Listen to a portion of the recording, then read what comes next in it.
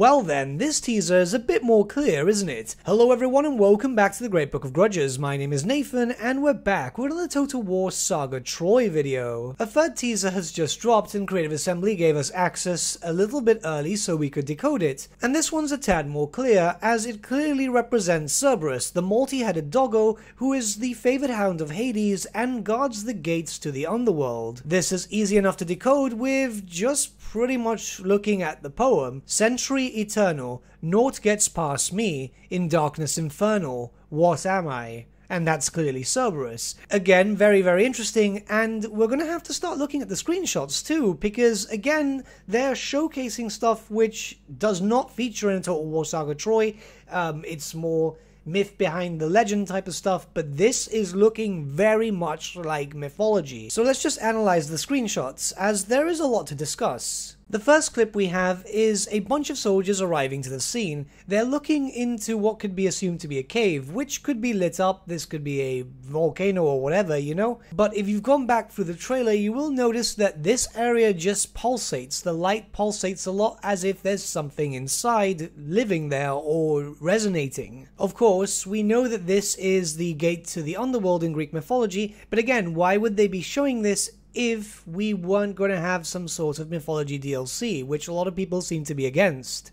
The next screenshot is rather simple. It's a paw print, but it's absolutely massive. As you can see, there's a soldier right next to it. Now again, if that's not a Great Dane on steroids, it's definitely Cerberus, because as far as I'm aware, there's no animal which actually has a paw print that large, not even bears, so yeah, it's definitely Cerberus. The next screenshot is a rather demonic looking gate, the gateway to the underworld itself, and it's looking fairly active. Again, I'm pretty sure there's nothing that's been like that in actual real world stuff, but I could be proven wrong. However, it still looks very imposing, and that's the idea that Creative Assembly want to show off, I guess. And lastly, there is this screenshot where in the clip you can see the gate slowly opening up through his iris. Not only that, but you can tell by the facial expressions of this poor soldier that he has a impending sense of dread. It's likely that the gate is opening up and Cerberus is going to charge and kill him. Again, another hint that this is coming, but we have to be realistic here now. So we've seen a total of 3 teasers so far, one linking to the Griffin, one linking to the Hydra, and today's one linking to Cerberus and the underworld itself. There are 2 possibilities as to what these teasers actually mean. Now yes, this is linked to possibly a new DLC, as it's the only thing that makes sense to me, especially with Cerberus, as we currently don't have Hades featuring in a Total War Saga Troy as a god. Could this just be a basic myth behind the legend standard DLC that we've been seeing so far,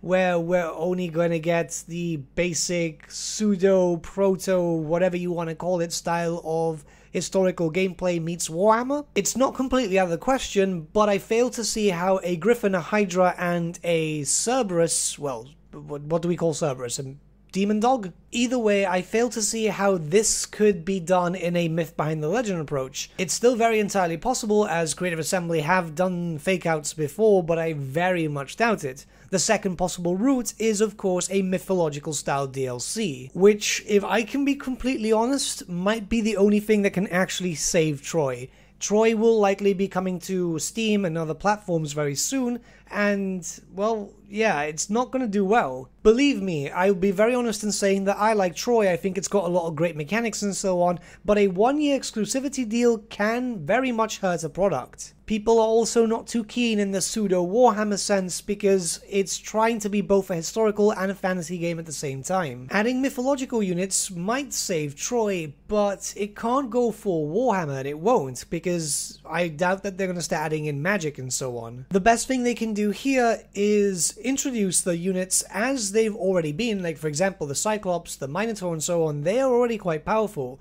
Give them a proper reskin to make them look like beasts and you're good to go. In regards to the Hydra, the Griffin, Cerberus, and possibly anything else, well, we've already got a lot of assets that they can use from Total War. I don't mean actually use the asset, but the skeletons and so on, the animations. They won't be able to directly copy skins and models, as of course Games Workshop would never allow for that, but I think it could present something cool, as long as the meta doesn't actually fall on monsters. Make them rare, make them very, very rare. The system that Troy currently has with the epic agents, the monsters and so on, well, pseudo-monsters, cosplayers, well, you get what I mean, they work out quite well. They're not that common, you're not going to see that many, so that's actually a good thing, because you don't want to be swarmed with loads of Minotaurs and so on, because then it kind of gets rid of the feeling of Troy. I don't know exactly what Creative Assembly are planning. They've been very, very quiet about this.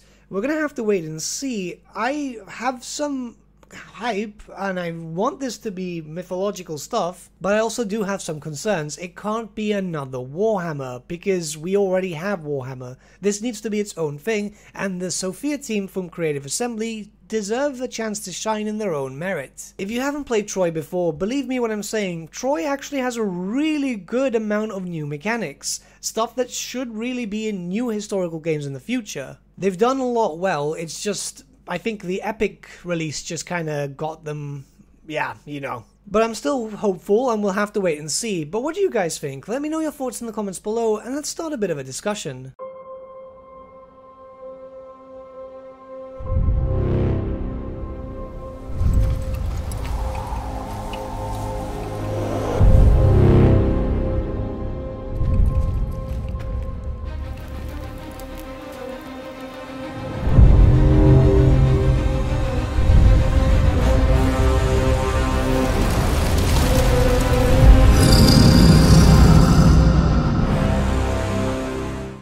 But with that, my friends, we've come to the end of our video. Thank you so much for watching. If you did enjoy the video, might I suggest giving the video a like, or even subscribing to the channel, as it really does help us out. In the description section below are various links to different social media platforms such as Facebook, Instagram, and Discord. Also in the description section is an affiliate link with Element Games, where you could buy loads of hobby-based products, not just Warhammer, for 10 to 25% off. Making a purchase using that link and also our special code, which is also in the description, supports the channel at no extra cost to you, which we think is rather cool. A big thank you to our patrons. Your support means the world to us. It's amazing that people want to help a small channel like us grow and get to a higher level of content. A big thank you to Gibraltar LUSC, Ryan Bertsche, Andrew Prince, and Okro for subscribing to us at our Fane level. You guys are super cool. And a big thank you to Edward Yule, VS Vasan, Aaron Whitman, and Shaggy for subscribing to us at our King level. Honestly, we can't thank you all enough. And lastly, a big thank you to all of you for liking, sharing, and commenting on these videos. Honestly, it's because of you guys that the channel's been growing at such a great pace lately, so we can't thank you all enough. But with that, my friends, thank you so much for watching once again, and we shall see you all again very, very soon. Have a good day.